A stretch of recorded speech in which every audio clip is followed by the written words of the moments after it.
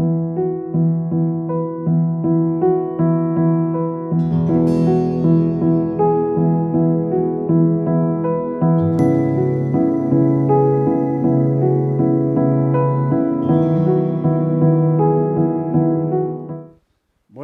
pues buenos días a todos, bienvenidos, los que hoy venís un poquito excepcionalmente. Y bueno, seguimos con el tema de la armonía de los evangelios y vamos a irnos al Evangelio de Mateo, capítulo 8.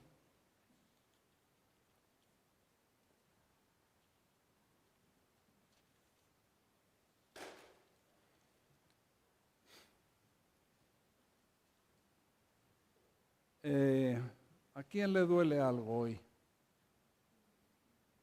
1, 2, 3, 4. Venga, va, ánimo. ¿A quién le duele algo? Venga. ¿Quién está enfermo?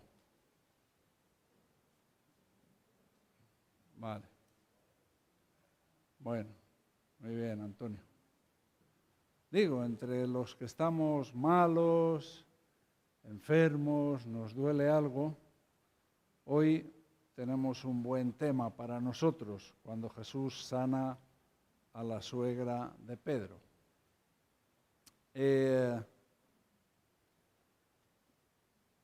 La verdad es que a veces tenemos un,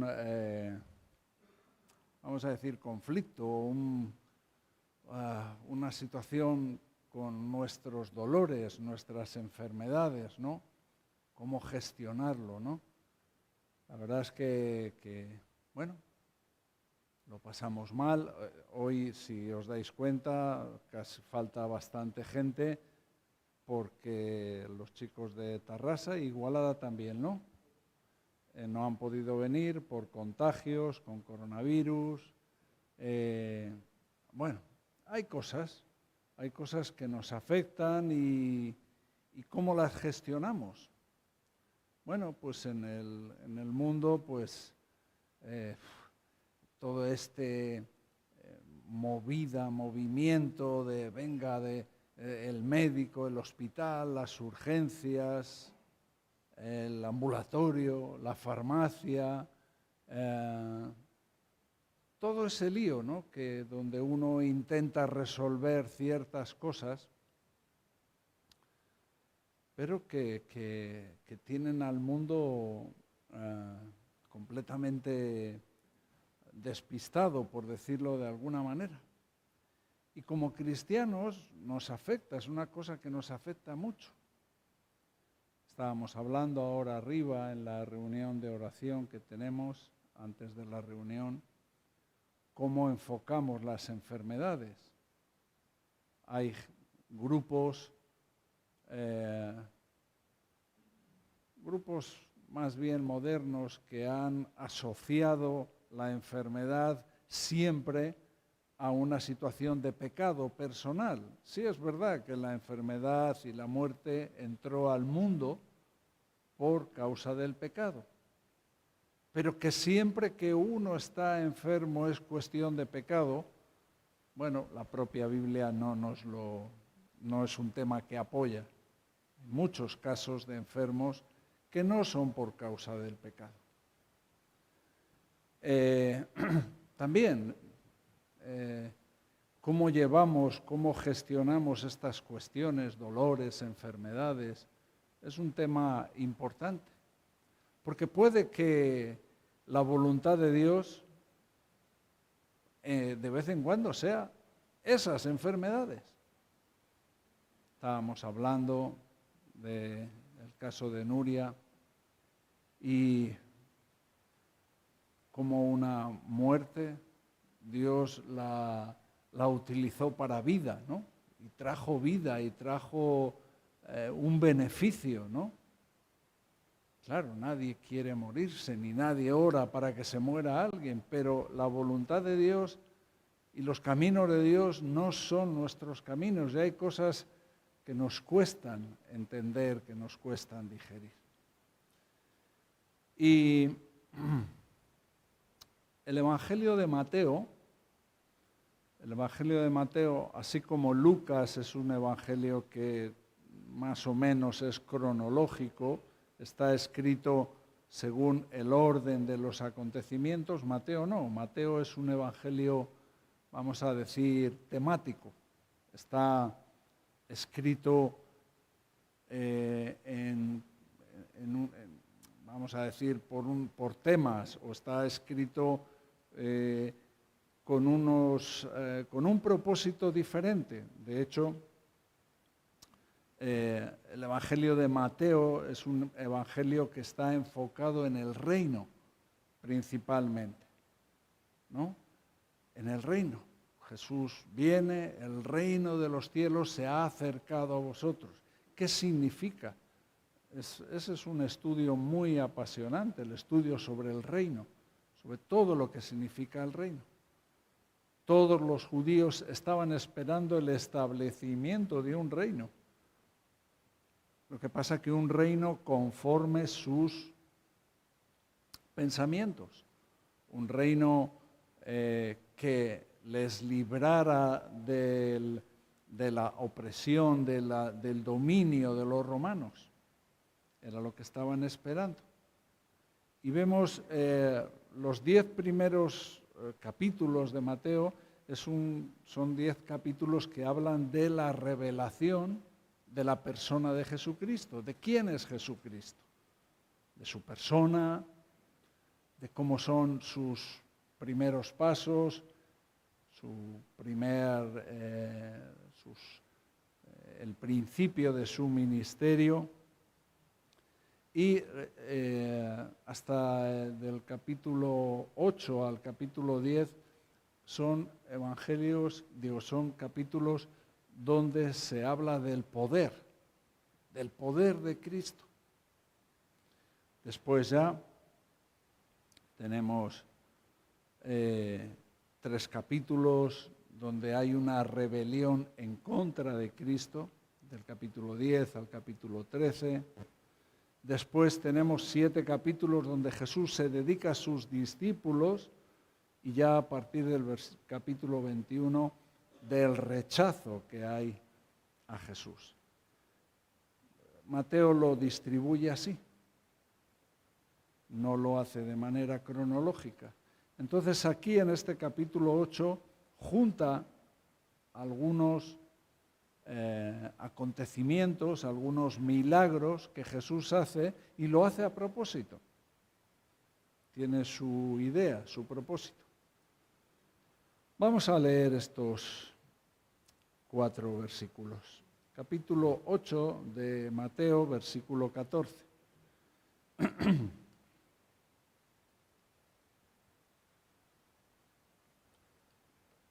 Vino Jesús a casa de Pedro y vio a la suegra de éste postrada en cama con fiebre.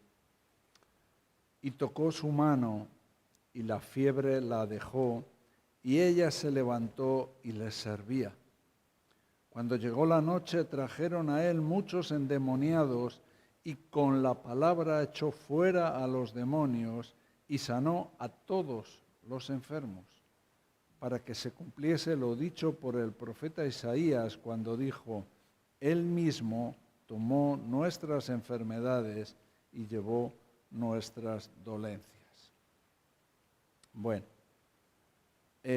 a diferencia de Lucas y Marcos, en Lucas y Marcos nos dice que fueron otros los que le dijeron a Jesús: mira, la suegra de Pedro que está enferma.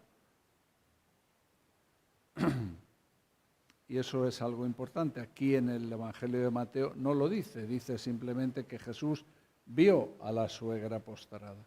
Pero estudiando los otros evangelios, haciendo la armonía de los evangelios, vemos que tanto Lucas como Marcos cuentan este detalle, que fueron otros los que le dijeron: mira. ¿Y esto por qué es importante? Bueno, porque es importante el tener una carga, el tener un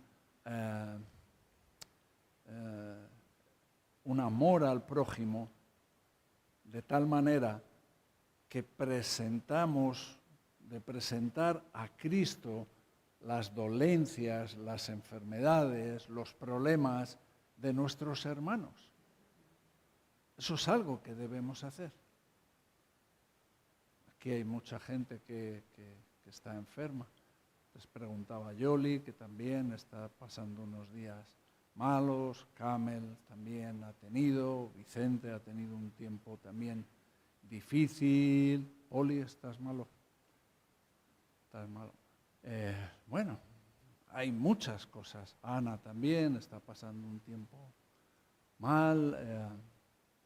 Hay muchas cosas por las que debemos tomar una carga personal y presentarlo delante de Cristo, como hicieron, no sabemos quién le habló, posiblemente debían ser los discípulos, gente allegada a la familia o gente, cercana a la familia de Pedro.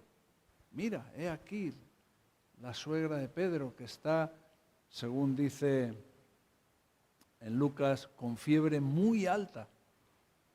Aquí no lo especifica el Mateo, pero en Lucas sí que lo dice. Tenía una fiebre muy alta, estaba bastante enferma.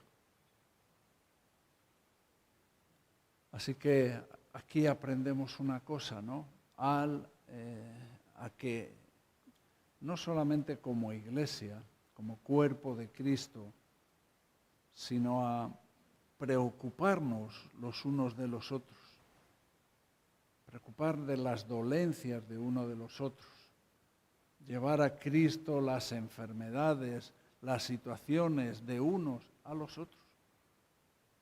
Porque ¿qué es lo que deseas, no?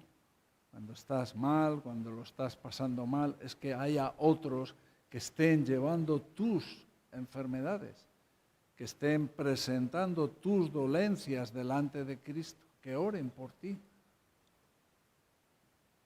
Porque aquí estamos hablando, mira de lo que ha dicho, esta mujer, a la suegra de Pedro fue sanada y enseguida se pone a servir. Pero no solamente eso, por la noche le trajeron un montón de endemoniados que fueron liberados y todos los enfermos que le trajeron también fueron sanados. Bueno, la gente estaba buscando manera de solucionar los problemas de otras personas. Y oyeron posiblemente lo que había pasado por la mañana en la sinagoga. ¿Os acordáis el domingo pasado que hablamos de la sinagoga, cuando Jesús entra y ahí está el endemoniado y Jesús libera a este hombre? Pues posiblemente la gente escuchó y dijo, ahí hay una esperanza, ahí hay una solución para esta persona que conozco que está enferma o esta persona que conozco que está endemoniada.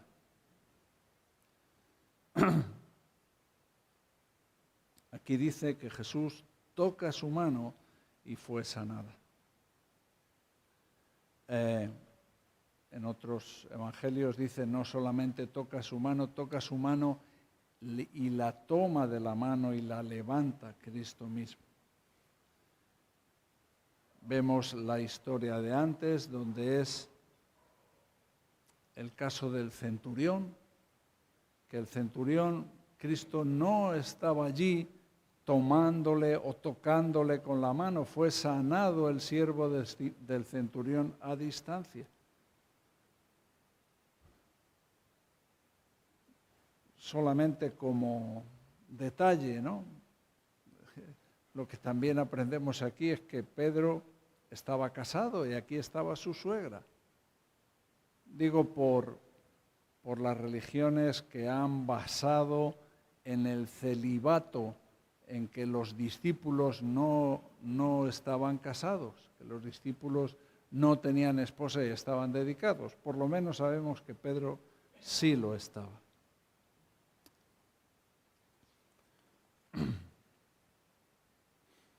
Otra cosa que aprendemos aquí, de cómo Cristo hace las cosas. No fue solamente sanada y nada más. Lo que dice aquí, versículo 15, y tocó su mano y la fiebre la dejó y ella se levantó. En otro evangelio nos dice que es Jesús el que la levanta y le servía. Una cosa que aprendemos, lo que Cristo hace o lo que debemos de buscar de Cristo para nuestra vida, o lo que debemos de buscar de Cristo para la vida de otras personas, no es solamente la sanidad en sí misma, que no está mal. Todos deseamos estar sanos, estar liberados de dolencias, de dolores, todos deseamos que Dios haga algo en la vida de familiares.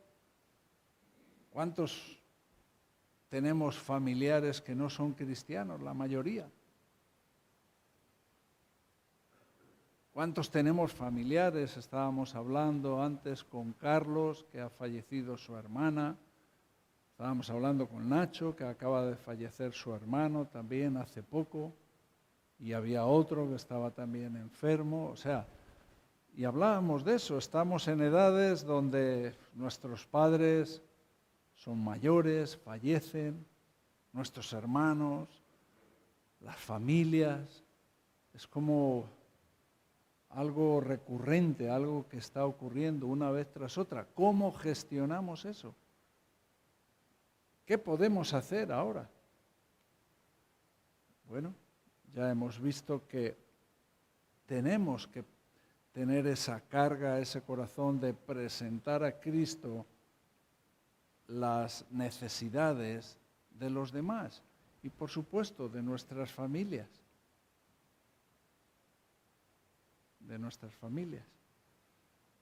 Y aquí lo que nos dice es que no solamente Cristo sanó a esta mujer y ya está, y ya quedó sana, sino que quedó sana y les servía. Podríamos llegar a decir que fue sanada para poder servir. O como nos enseña la Biblia en muchos versículos, que somos librados o liberados para poder servir. Somos libres, Cristo nos hace libres del pecado para poder servir. A veces nuestros pensamientos están enfocados en solamente, Señor, sáname, Señor, líbrame, Señor, ayúdame. Está bien, sí, podemos orar así.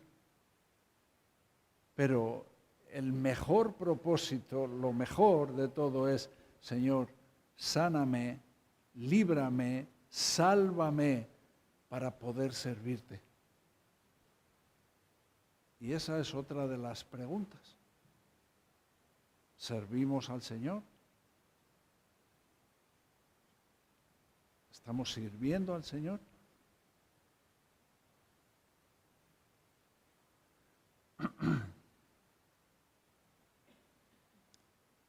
El Señor nos ayuda, nos sana, nos libra, nos da dones para poder servirle.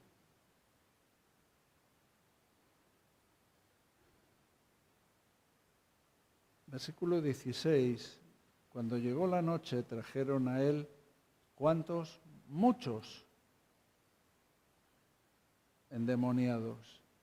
¿Y cuántos enfermos? Bueno, no dice una cantidad, dice todos. Muchos endemoniados, todos los enfermos. Bueno, eso nos ayuda a ver que la obra de Cristo es una obra poderosa. Bueno, lo leemos en su palabra y lo creemos, pero también lo hemos visto. Hemos visto cómo Cristo ha salvado, cómo Cristo nos ha liberado de una vida de pecado, de una vida de drogas, de una mala vida. Cristo nos ha liberado. Hemos visto cómo Dios obra. Lo hemos visto en nuestras vidas, lo hemos visto a nuestro alrededor. Así que la obra de Dios es una obra poderosa. ¿Y qué hace? ¿Cómo Cristo hace estas cosas? ¿Cómo todos los endemoniados o muchos endemoniados, todas las enfermedades, todos los enfermos, cómo obra Cristo? Bueno, el versículo 17 lo explica. Para que se cumpliese lo dicho por el profeta Isaías cuando dijo: Él mismo tomó nuestras enfermedades y llevó nuestras dolencias. En Isaías capítulo 53, versículo 4, no lo busquéis, nos habla de esto, de que Él toma nuestras enfermedades, sufre nuestras dolencias. La obra de Cristo no es una obra de, venga, ya está, uno es sanado, sino que Él toma, nos libera de algo que lo pone sobre sí mismo. ¿Qué ha pasado con el pecado? ¿El pecado hemos sido liberados? ¿Ha desaparecido el pecado? No. Él ha imputado, ha puesto el pecado sobre su vida. Él llevó nuestros dolores, nuestras enfermedades. Él sufrió por nuestros pecados. No por la justicia, para que se cumpla la justicia de Dios, los pecados no podían desaparecer sin más. Había que pagar un precio. Y eso es lo que hace Cristo. Nuestras enfermedades, nuestras dolencias, pasó lo mismo. Él tomó nuestras enfermedades, tomó nuestras dolencias. Y eso es, siempre lo decimos, ¿no? La ventaja que tenemos, que cuando tú oras, cuando estás enfermo, cuando estás malo y oras, cuando llevas las enfermedades de tu hermano, de tu madre, de tu padre, de quien sea, lo llevas delante de Cristo, Él sabe de qué le estás hablando. Para Él no es desconocido hablarle de enfermedades y dolencias, porque Él ha llevado las nuestras. Él va a tomar esas enfermedades. Él sabe lo que es. Así que tenemos un Dios que sí es todopoderoso, pero es un Dios que tomó forma humana y entiende lo que nosotros sufrimos y lo que nosotros vivimos. Él nos entiende, nos comprende. Versículo 16 dice: cuando llegó la noche. ¿Por qué nos da este detalle? Bueno, sabemos por Lucas, que es un evangelio cronológico, que este acontecimiento, que Jesús vaya a la casa de Simón, Pedro, era el mismo día que Jesús había estado en la sinagoga de Capernaum. Y el día que él estuvo en la sinagoga de Capernaum era día de reposo. Así que este era un día de reposo, donde durante el día no podían ir los enfermos ni los endemoniados. ¿Cuál es el propósito de lo que Dios hace en nuestras vidas? ¿Cuál es el fundamento? ¿Cuál es el propósito final de lo que Dios quiere hacer con nosotros? ¿Qué dijo Jesús? Yo he venido ¿a qué?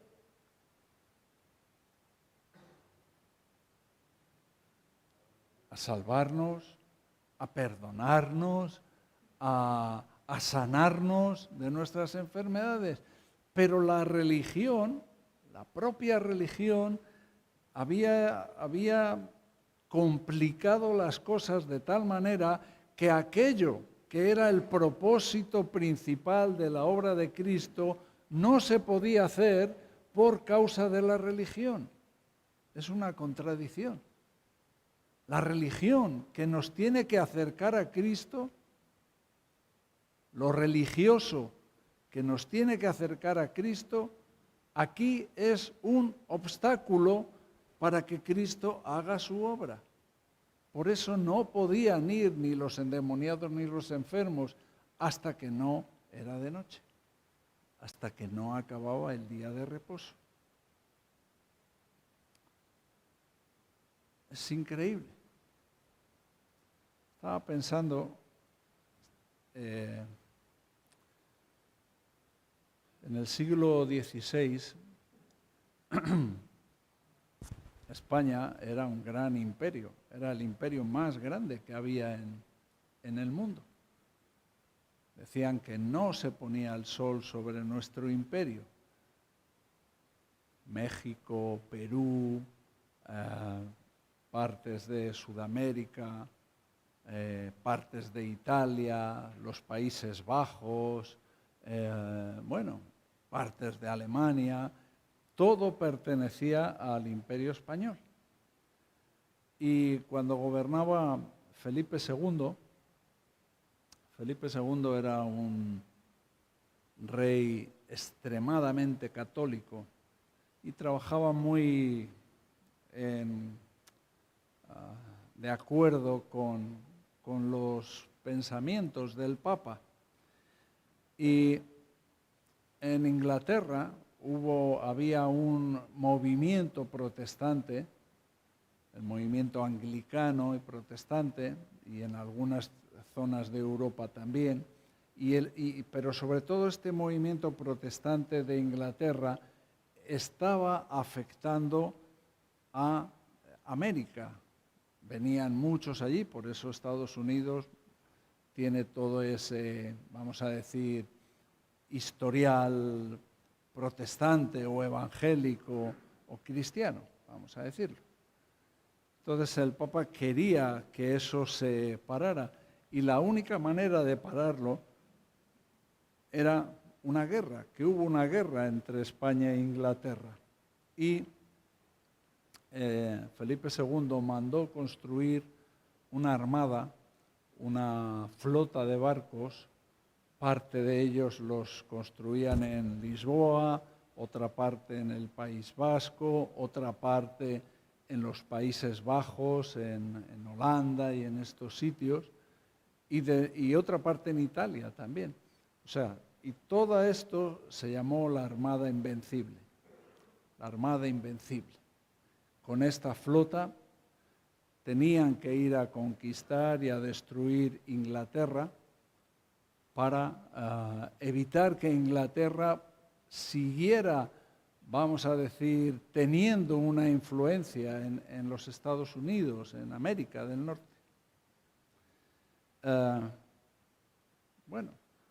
La primera batalla, la primera confrontación que hubo con la Armada Británica, que la Armada Británica, el que lo dirigía, era uno de los piratas más famosos que había habido, Francis Drake. Y bueno, pues en la primera batalla la Armada Invencible fue vencida. Fue vencida, ¿no? Y pensaba yo, digo, la Armada Invencible vencida en la primera batalla que tienen, ¿no? Cómo los propósitos del hombre, el imperio más grande que había en el mundo, que era el español, construyen la flota más grande que había habido en la historia, no sé cuánta cantidad de barcos, y los ingleses, que también tenían muchos barcos, pero bueno, tenían algo menos, con unas estrategias que hicieron, no vamos a entrar en muchos detalles, consiguieron derrotar a la Armada Española en la primera batalla. Como el hombre tiene sus planes, tiene sus propósitos y piensa que eso va a salir bien, o sea, de la manera más segura, ¿no? La armada, ¿cómo la vamos a llamar? La Armada Invencible. Tenía un nombre en latín también, pero la denominaban muchos la Armada Invencible. Pero la Armada Invencible, lo que el hombre denomina invencible, fue derrotado en la primera batalla. Y yo firmemente creo que parte de esa derrota no fue una derrota por cuestiones militares o por cuestiones de estrategia, fue que Dios impidió que España en ese momento cortara esa influencia que estaba teniendo Inglaterra en América del Norte.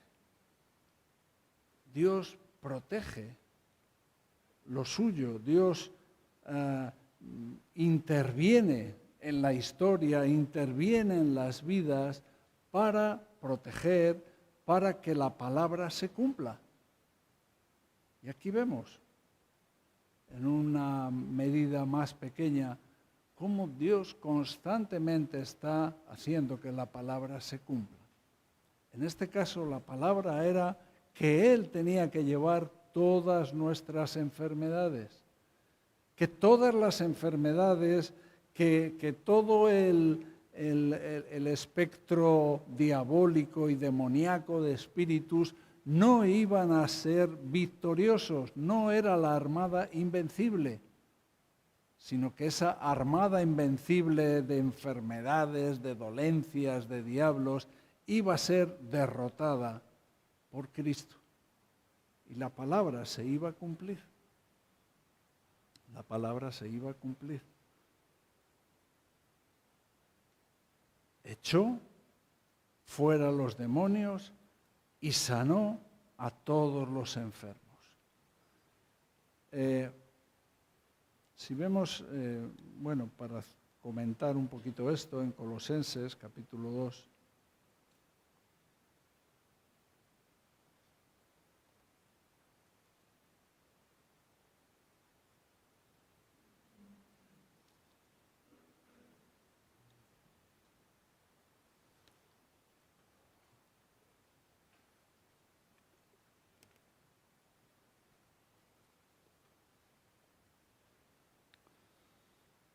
versículo 16.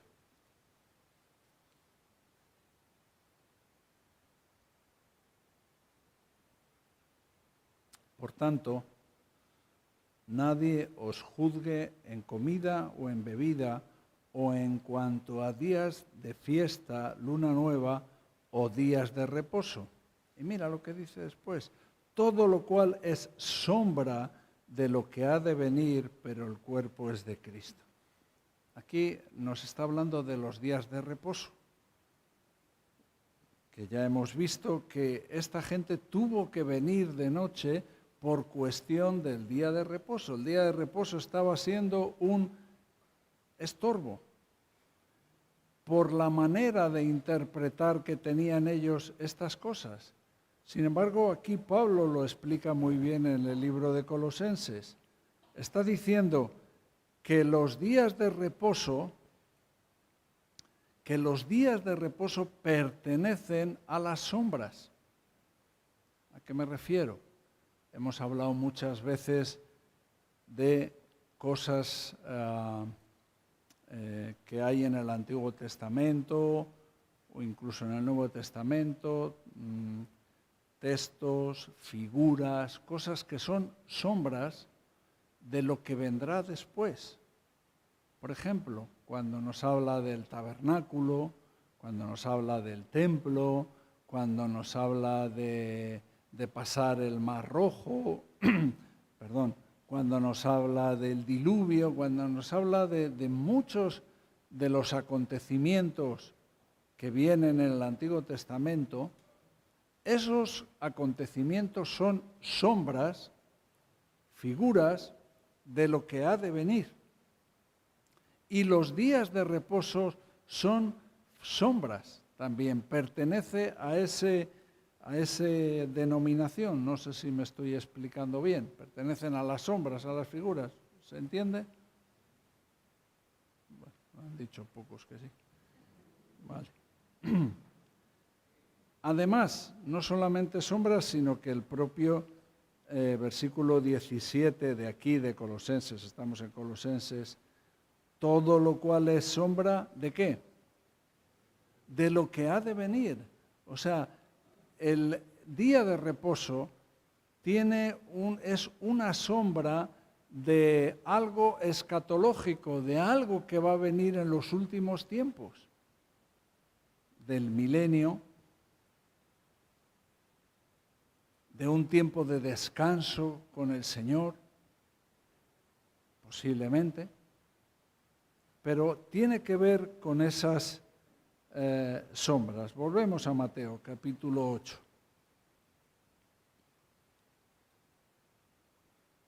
Así que aquí vemos algo que lo vamos a ver muy repetidas veces a lo largo de la palabra y especialmente también en los evangelios, cómo lo que hace el hombre,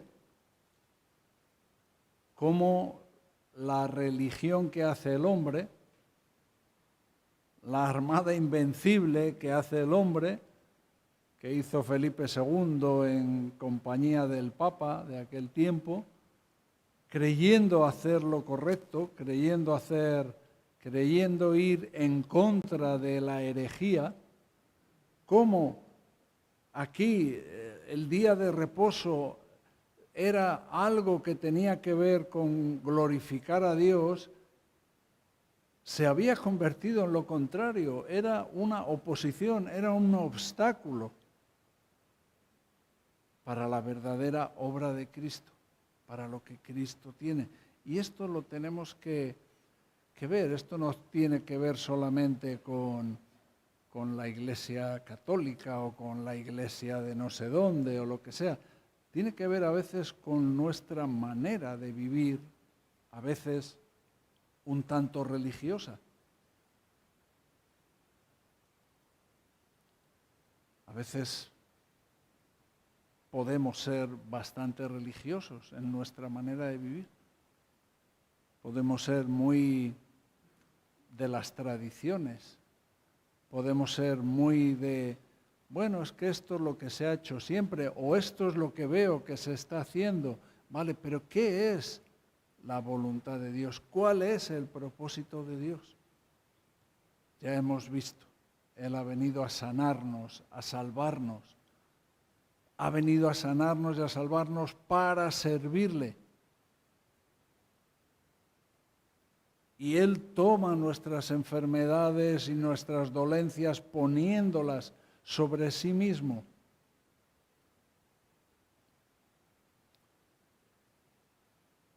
Y lo que aquí vemos como un obstáculo es la propia ley de los hombres. Mira, si vemos la primera sección del capítulo 8, ¿de qué trata? Jesús sana a un leproso. El leproso era judío. ¿Y qué le dice en el versículo 4? Mira, no lo digas a nadie, sino ve, muéstrate al sacerdote y presenta la ofrenda que ordenó a Moisés para testimonio a ellos. Aquí vemos a Jesús respetando la ley, considerando la ley como correcto. Pero también les quiere, de alguna manera, esto nos tiene que hacer ver que hay parte de esto que estoy hablando, de esta religiosidad que a veces nos acompaña, que se convierte en un obstáculo. Aquí Mateo lo que hace junta estas tres sanidades. Sana a un leproso, sana al siervo del centurión y a la suegra de Pedro. Las tres son manifestaciones de fe, de confiar en el poder de Dios, de confiar en su divinidad, de confiar en que el reino de los cielos se ha acercado, que es el tema principal de Mateo. Primero empieza con un leproso. La lepra era una enfermedad del cuerpo y la sanidad del leproso es como un símbolo de esa limpieza del cuerpo y una limpieza del espíritu. Y fue una señal a los judíos, porque los judíos estaban tan enfocados en lo externo. Bueno, pues aquí vieron que Jesús podía sanarlo de fuera y podía sanarlo de dentro. Vemos al centurión, que ya no es un judío, es un gentil, que no preguntó como lo hizo el leproso. El leproso preguntó, si quieres puedes limpiarme. El centurión no, el centurión tenía una certeza. Di una palabra y mi siervo sanará. Tenía una confianza, una certeza. No dependía de su tradición. Vemos que aquí la tradición no es lo que cuenta, no dependía de que si era judío o no lo era. Era la fe, era la confianza que tenía en él. Y con el tema de la suegra de Pedro ya hemos visto las personas que llevan su causa a los pies de Cristo. Y el versículo 17, para que se cumpliese lo dicho por el profeta Isaías cuando dijo, Él mismo tomó nuestras enfermedades y llevó nuestras dolencias. Una vez más, es en Cristo, no es que se cumple la palabra, es que se cumple en Él. En Cristo se cumple la palabra. Jesús sanó a todos, vemos aquí una obra completa. Y estos milagros son la clara evidencia de que lo que Jesús dijo era verdad. El reino de los cielos se ha acercado a vosotros y el Mesías había llegado. Esta es la evidencia. Antes hablábamos también, y lo hemos dicho, ¿no?, de que Mateo no es un evangelio que está escrito cronológicamente. Engloba primero todos estos milagros para después darnos una enseñanza. Lo hace adrede, ¿no? Lo escribe así, de esta manera. Porque además era ese propósito. En este tiempo, el propósito era que la gente pudiera entender el mensaje de Cristo. Y para que pudieran entender ese mensaje, había una parte importante en que vieran que Cristo tenía poder sobre la lepra, sobre el siervo que era paralítico. Tenían que poder verlo. Era un tiempo especial. Era un tiempo especial. Y esto, antes hablábamos también, no significa que hoy no pueda haber sanidades. Hoy Dios puede sanar. Puede sanarnos a todos y salir de aquí hoy perfectamente sin ninguna enfermedad y sin ninguna dolencia. Lo puede hacer sin ningún problema.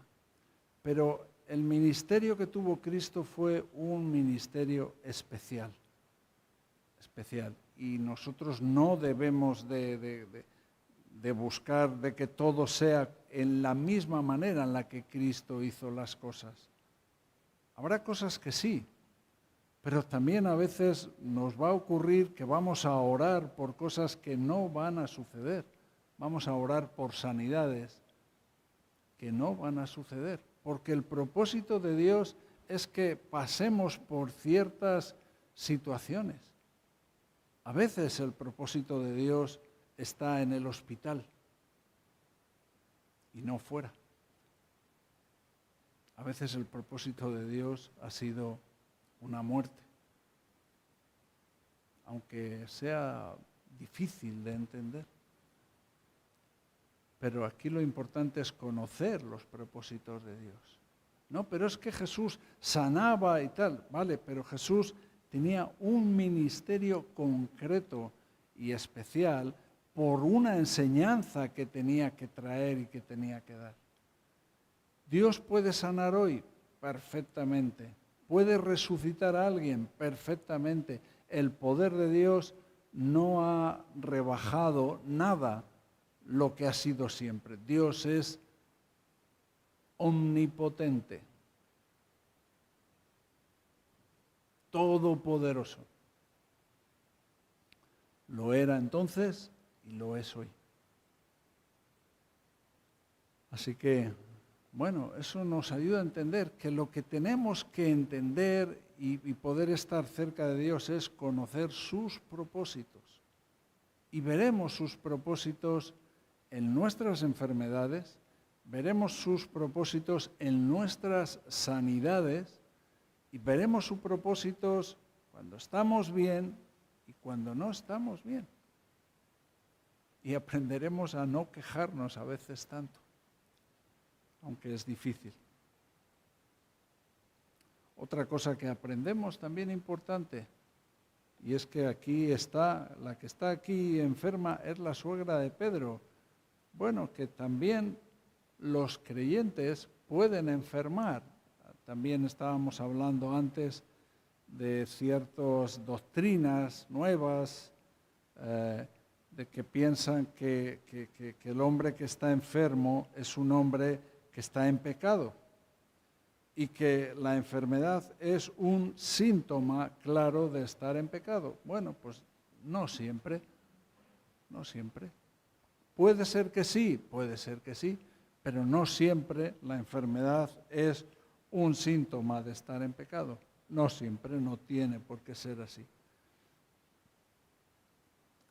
Además, otra cosa que vemos, lo hemos dicho antes, es no solamente que Jesús hace los milagros, que Jesús sana a esta mujer, sino cómo lo hace, que la toma de la mano y la levanta. O sea, Cristo no solamente obra en nosotros, sino que manifiesta su amor por nosotros, en la manera también en la que hace las cosas. Él la toma de la mano y la levanta.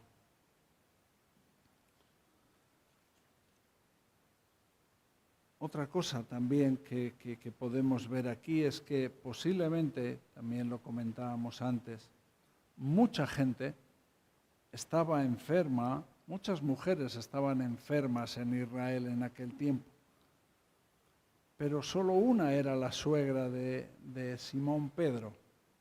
Y con esto no quiero decir que uno tiene privilegios, ¿no?, por ser familiar de un cristiano.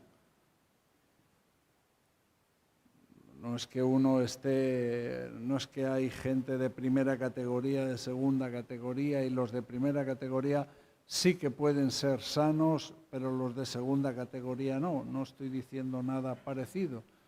Lo que sí estoy diciendo es que tenemos a nuestras familias.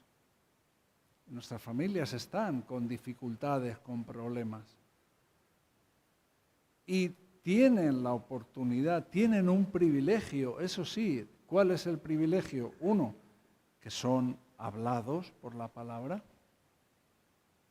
que reciben la luz de la palabra de Dios, que oramos por ellos, es otro privilegio que tienen. Posiblemente ellos no lo ven como un privilegio, pero es un privilegio que tienen. La suegra de Pedro allí estaba, enferma. Estaba en casa con mucha fiebre y qué casualidad ese día Jesús tiene que ir allí. Y qué casualidad allí los que están allí dicen, mira, y Jesús la sana, la sanó. Bueno, Dios puede obrar en la vida de nuestras familias con sanidades, pero especialmente oramos por la salvación de nuestras familias. Y nuestras familias tienen un privilegio, que no lo ven muy claro muchas veces, no lo ven como un privilegio, pero oramos por ellos y tenemos que orar por ellos. Tenemos que orar por nuestras familias para que Dios pueda sanarles, pueda sanar y limpiar la lepra, pueda hacerles andar como a este siervo del centurión, hacerles levantar de su parálisis espiritual y, por supuesto, como la suegra de Simón Pedro, venga, que puedan ponerse en marcha para servir, no solamente, sino para servir, para estar, para formar parte de la obra de Dios, del reino de Dios. Tienen un privilegio. Y nosotros tenemos que entender esto también, porque a veces pensamos que mucha gente creen que la solución para nuestras familias es nuestra presencia. Y no digo que no haya casos en los que sí, que es nuestra presencia lo que necesitan. Hay veces que sí, pero lo que necesitan es un milagro de Dios. Un milagro de Dios. Y tienen ese privilegio, como lo tenía aquí la suegra de Simón Pedro. Muchas mujeres habría en Israel y muchas de ellas estarían enfermas. Pero Jesús fue a su casa. ¿Por qué? Pues porque iba a la casa de Simón Pedro. Bueno, tuvo ese privilegio. Y nosotros llevamos con nosotros o tenemos en nosotros, debemos de tener en nosotros ese corazón de orar por nuestras familias, de llevar la palabra, de compartirles la palabra de Dios y, bueno, ya lo demás será cosa de ellos. Esto no es una garantía 100% de que va todo a funcionar bien y todos van a ser salvos y sanos, pero por eso vemos que el ministerio de Jesús es diferente, porque hay que saber cuál es el propósito de Dios para nuestra vida. Así que, bueno, todas estas cosas vemos en este pequeño texto de la sanidad de la suegra de Pedro. Y todas estas cosas podemos aprender en este texto. Que la palabra, al final de todo, se cumple y se cumple en Él, en Cristo. Es en Cristo. No es que la palabra se cumple y nada más, se cumple en Él. Y Él va a cumplir sus propósitos en nosotros de esta misma manera. Así que, bueno, espero que a los que estén enfermos, que tengan dolencias, que tengan familiares con problemas, que tengan familiares que están enfermos, que tengan familiares que no son salvos, creo que tendríamos que levantar las manos todos. Tenemos un privilegio. Tenemos alguien al que poder poner estas cosas a sus pies y pedir que nos ayude y que ayude a nuestras familias, que nos salve, que nos sane, que les salve, que les sane. Creo que de esto tenemos necesidad todos. Amén. Señor, aquí tenemos una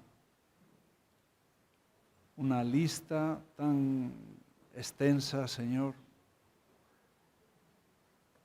una lista tan grande de necesidades personales, Yo te pido por los que están enfermos, que están aquí,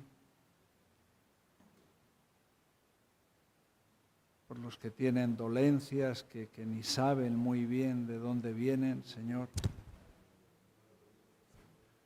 por los que no están aquí, por Fran, por los chicos de Tarrasa, los de Igualada, por todas esas familias, Señor, que están con problemas, que están con dificultades, que están con enfermedades, con situaciones, pero sobre todo que tienen un corazón que no te conoce, Señor. Oh Señor, que seamos como esa gente que puso la situación de la suegra de Pedro en tus manos, Señor. Que tengamos ese corazón de orar, de interceder, de presentarte a ti, presentar tu palabra como la única solución, como la única respuesta, Señor, a todos esos problemas y situaciones, Dios mío. Oh Dios, tú eres la respuesta, no somos nosotros. Tú eres la única esperanza, no nosotros, Señor. Oh Señor, por eso en esta mañana nos acordamos de todas, Señor, de todas nuestras familias, especialmente, y también de todas las personas que están enfermas aquí entre nosotros, Señor. Pon tu mano poderosa sobre ellos, Señor. Que se cumpla tu palabra en nosotros, por favor, Señor. Cumple tu propósito en nosotros, Dios mío. Oh, Señor, a veces no entendemos bien qué es tu plan, pero oramos con esta fe, con esta confianza, Señor, de que tú eres todopoderoso, Señor. De que si alguien puede, eres tú, Señor. Señor, aceptamos tus caminos, tus planes, lo que tú quieras hacer, Señor. Pero en esta mañana tenemos este anhelo, Señor, de pedirte por todas estas cosas, Padre. En el nombre de Jesús, Señor. Amén.